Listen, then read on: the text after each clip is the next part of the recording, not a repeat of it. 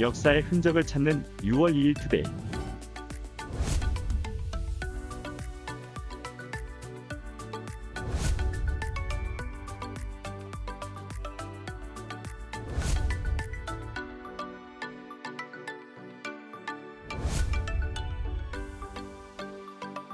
(1865년) 미국 남북전쟁 종결.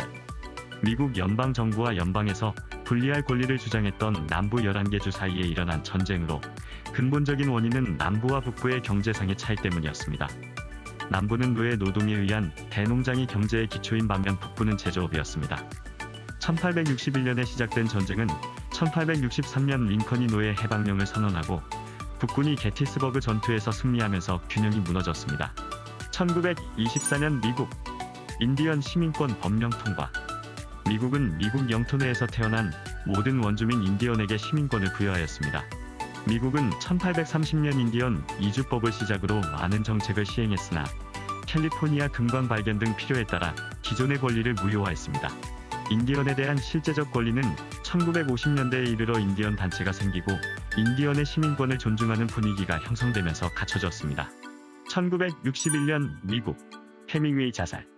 1954년 노벨 문학상을 받은 해밍웨이는 주변에 자살을 시도하거나 한 사람이 많아 자신도 자살에 끌렸을 거라는 추측이 많습니다. 어린 시절 외조부가 자살을 시도했는데 누군가 미리 총알을 빼놓아 실패했습니다. 수렵과 야외 스포츠를 즐긴 그의 아버지는 그가 29세 때 엽총으로 자살을 하였습니다. 해밍웨이는 말년의 당뇨 등 만성질환의 우울증까지 겹쳐 고생하다 퇴원 후 이틀 만에 자살하였습니다. 1970년 한국 시인 김지아 반공법 구속. 시인 김지아의 본명은 김영일입니다. 1969년 황토길로 작품 활동을 시작한 그는 사상계의 권력층과 부유층을 풍자한 담시 오적을 발표하여 반공법 위반 혐의로 체포되었습니다. 그 후 김지아는 1974년에는 민청학년 사건으로 체포되어 사형을 선고받기도 하였습니다. 노벨 문학상과 노벨 평화상 후보로 추천되기도 한 그는 아시아 아프리카 작가회의가 주는 로터스상 특별상을 받았습니다. 6월 2일 토픽. 해밍웨이. 해밍웨이는 격정의 인생을 살았습니다. 아버지는 사냥과 낚시를 좋아한 의사였고 어머니는 미술에 조예가 깊었습니다. 그는 고교를 졸업한 후 캔자스로 가서 당시 유명한 신문인 스타지에서 기자 생활을 하였습니다. 눈에 결함이 있어 계속 군입대를 거절당하다가 제1차 세계대전 때 가까스로 미국 적십자사의 구급차 운전사로 참전했습니다. 1918년에는 부상을 입어 밀라노 병원에 입원하였습니다. 그는 그곳에서 적십자사 간호사와 사랑에 빠졌지만 결혼을 거절당하는 바람에 상처를 받았습니다. 고향 미시간에서 건강을 되찾아 본격적인 집필을 시작한 그는 청소년기의 체험을 바탕으로 한 단편집 우리들의 시대에 1924년 발표를 비롯해 봄의 분출과 해는 또다시 떠오른다를 1926년에 연달아 발표해 명성을 얻습니다. 파리와 스페인을 무대로 찰나적 향락적인 남녀들의 전후 풍속을 묘사하여 이른바 로스트 제너레이션의 대표 작가로 지목되었습니다. 1928년 그는 아버지의 권총 자살 등 어려운 사건에 부딪히지만 전쟁의 허무함과 고전적인 비련을 테마로 한 무기여 잘 있거라를 다음에 내놓아 큰 반향을 일으켰습니다.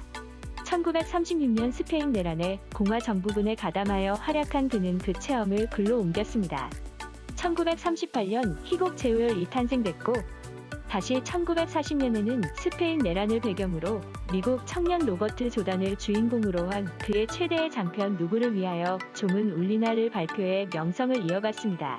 그 후 한동안 침묵하던 그는 1952년 마침내 노인과 바다를 탄생시켰고 이 작품으로 1953년 퓰리처상, 1954년 노벨 문학상을 받았습니다. 1953년 아프리카 여행을 하던 해밍웨이는 2번이나 비행기 사고를 당해 중상을 입었고 이후 요양에 힘썼습니다. 그 후 1961년 7월 갑자기 엽총 사고로 죽었는데 자살로 추정됩니다. 사람들은 그가 마지막 자존심과 당당함을 지키기 위해 자살한 것으로 보고 있습니다. 6월 2일 이슈. 자살은 개인의 선택인가? 자살은 개별적인 현상인가요? 자살의 주된 요인은 무엇일까요? 일반적으로 자살은 개인의 심리적, 경제적 고통 때문에 발생하는 개별적인 현상으로 이해되어 왔습니다. 즉 개인의 기질, 성격, 정신질환, 가정불화 또는 가난 등이 자살의 주된 원인으로 인식되어 온 것입니다. 그러나 자살은 전체로 보면 그 자체가 하나의 단위로 독자적인 특성, 즉 사회적 특성을 갖는다고 합니다. 자살률을 국가별 통계로 보면 그 결과가 일반인의 통념과 다르게 나타납니다. 예를 들면 정신질환의 발생률이 가장 높은 곳에서 오히려 자살률이 낮고 배고프고 가난하던 이전 시대에 비해 풍요로운 현대로 올수록 자살률이 보다 높게 나타나는 것입니다. 19세기 유럽 각국의 자세한 자살 요인 통계, 정신질환, 기혼, 일조 시간, 계절, 결혼, 직업, 종교 등과 자살의 관계를 다룬 통계를 살펴보면 이 모든 요인을 포괄하는 독특한 실체로서의 사회적 요인을 발견할 수 있습니다. 즉 자살은 개인들로 구성되는 사회 집단의 통합과 유대의 정도에 따라 달라진다는 사실입니다. 자살의 현상은 개인적으로 설명할 수 없으며 한 사회의 자살의 경향은 사회적 사실로서 사회 통합이라는 사회적 요인에 의해 설명할 수 있다는 견해가 나옵니다.